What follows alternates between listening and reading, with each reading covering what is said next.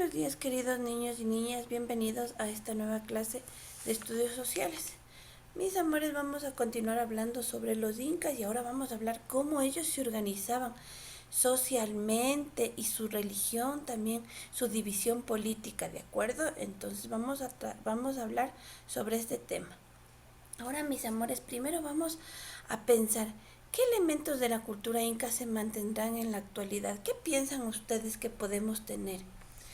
De pronto podríamos tener las ruinas, ¿no es cierto?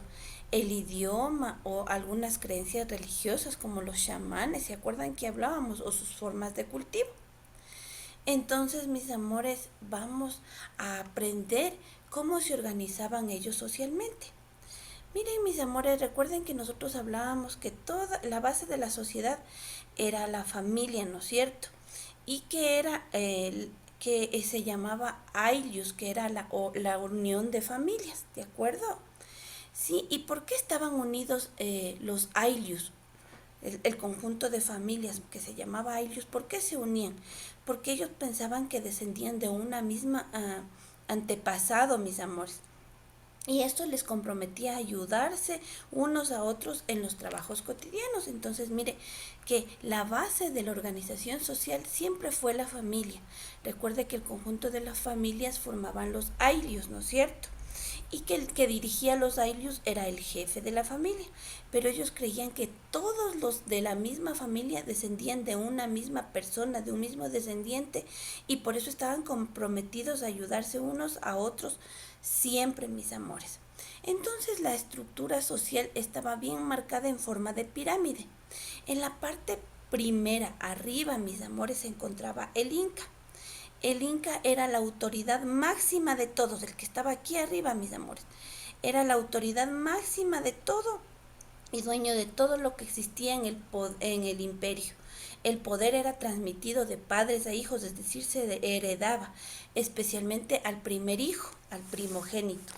Ya luego de ellos venían, mis amores, los nobles y sacerdotes. Ellos estaban en el segundo escalón, los nobles y sacerdotes, ¿de acuerdo? Miren, mis amores, cómo se organizaban. Les voy a enseñar, miren.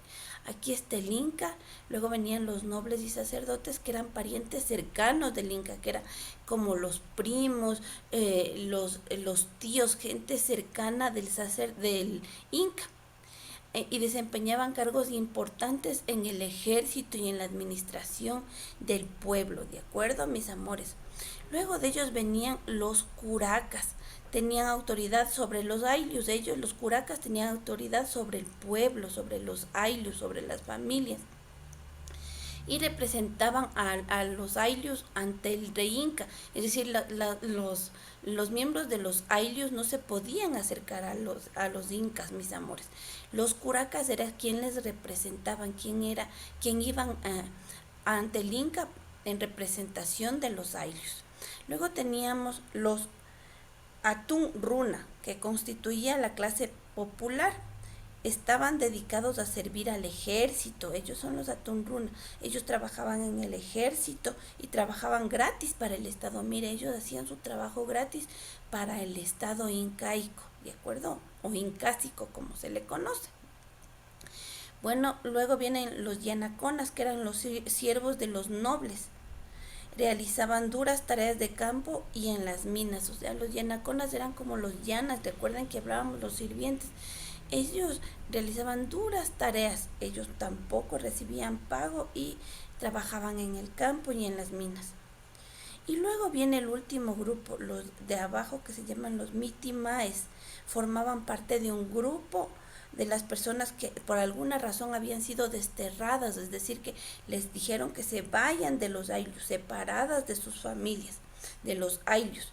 Y ellos eran llevados a otros pueblos que eran conquistados por los incas y tenían la obligación de enseñar las costumbres de los incas, ¿de acuerdo? Entonces, mis amores, así era la organización social.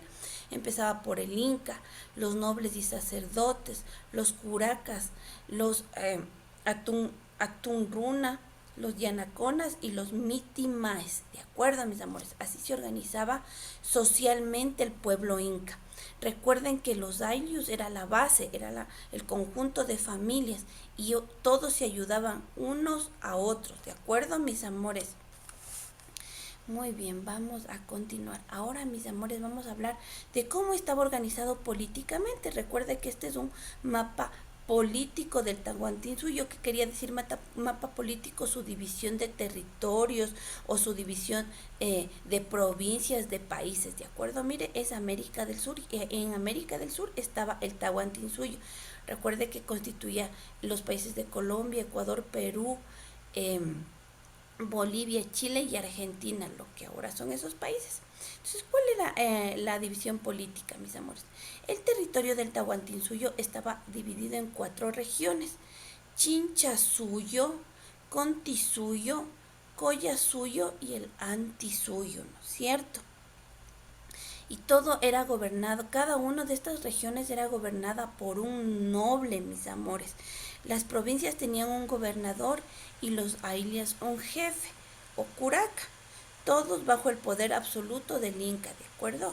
Ahora, mis amores, mire, este territorio se expandió. ¿Qué quería decir? Se expandió, se hizo más grande, ¿no es cierto?, debido a su poderío militar. ¿Por qué se expandió? Por el poderío militar, mis amores. Y es un magnífico sistema de comunicación terrestre, y aun los numerosos depósitos de armas que se llamaban tambos. Entonces, mire, ¿por qué se expandió el imperio inca? Por su poderío militar y porque tenían un gran depósito de armas y alimentos llamados tambos. Además, también, mis amores, existía un sistema de correos en que al mensajero se le denominaba chasqui, porque él iba corriendo de un lugar a otro con los mensajes. Entonces, recuerde que el depósito de armas y alimentos se llamaba tambo y que el mensajero de sus correos se llamaba chasquis. ¿De acuerdo, mis amores? Entonces, esto es muy importante. Todas las obras del imperio incásico se las realizaba bajo un sistema de trabajo comunitario que se llamaba minca. Entonces ellos trabajaban comunitariamente. Recuerden que se ayudaban unos a otros. Y recuerde que los ayllus nuevamente era la base, ¿no es cierto? La base del imperio. ¿Por qué? Porque era el conjunto de familias que tenían como jefe al curaca. Pero el curaca era el que se dirigía, el que hablaba con el inca, que era el dueño de todo, mis amores. El control económico de la población y la actividad religiosa lo ejercían los nobles. Recuerde que los nobles eran parientes cercanos del inca, ¿no es cierto?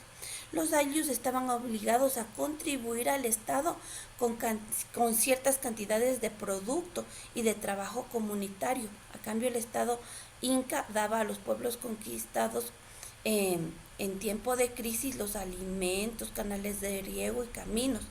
Eso pasaba, mis amores, en la organización política. Entonces, mire, ya hemos aprendido eso. Ahora, ¿qué vamos a hacer, mis amores? Ahora usted va a observar un pequeño video que la teacher le va a poner para que se consolide estos conocimientos. Por favor, preste atención. Hoy te voy a explicar la organización social en el Imperio Incaico. Antes de ver el video, no te olvides de suscribirte a mi canal. Tengo muchos temas interesantes para ti. La sociedad incaica se caracterizó por estar dividida en sectores sociales. En la cima de la pirámide social se encontraba el Inca. Le seguía la nobleza y por último el pueblo. El Inca. El Inca era la máxima autoridad política y religiosa del Tahuantinsuyo. Se le consideraba hijo del sol.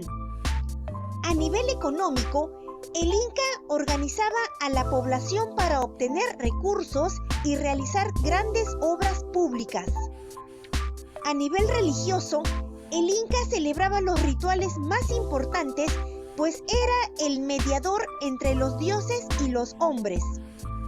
En el aspecto político, el Inca se encargaba de ampliar los territorios del imperio a través de alianzas o guerras. Al asumir el mando, el Inca se casaba con su hermana pero también podía casarse con mujeres de otros grupos étnicos para entablar alianzas. La nobleza se dividía en nobleza de... Listo, mire mis amores, entonces usted ahora ve cuál era el poder que tenían los incas, ¿no es cierto? Eran los dueños absolutos de todo, mis amores. Entonces, mire, de él dependía todo, la expansión del territorio, que proveer de alimentos al pueblo, aunque también explotaban al pueblo para poder tener estos depósitos. Recuerde que el depósito de armas y alimentos se llamaban tambos, ¿no es cierto? Muy bien, mis hermosos, ya como hemos visto esto, ahora mire cuál va a ser su actividad del día de hoy. Usted va a tener una hojita de trabajo que la teacher le va a enviar en plataforma. En la primera parte usted va por favor a copiar este organizador gráfico. Ahí está ya la imagen para que lo haga. De acuerdo, mire, usted tiene aquí en el video la información. Esta parte usted va a copiar en el organizador gráfico, mis amores.